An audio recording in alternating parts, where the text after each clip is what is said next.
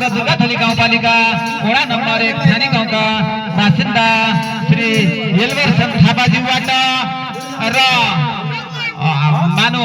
हाम्रो यो देउसी भैलो कार्यक्रमको साथसाथै विद्यालयलाई चाहिँ सहयोग स्वरूप रु 505 विद्यालयलाई प्राप्त गराउनु भएको छ र त्यसैले अब नजिकै आइरहेको तिहार र छठको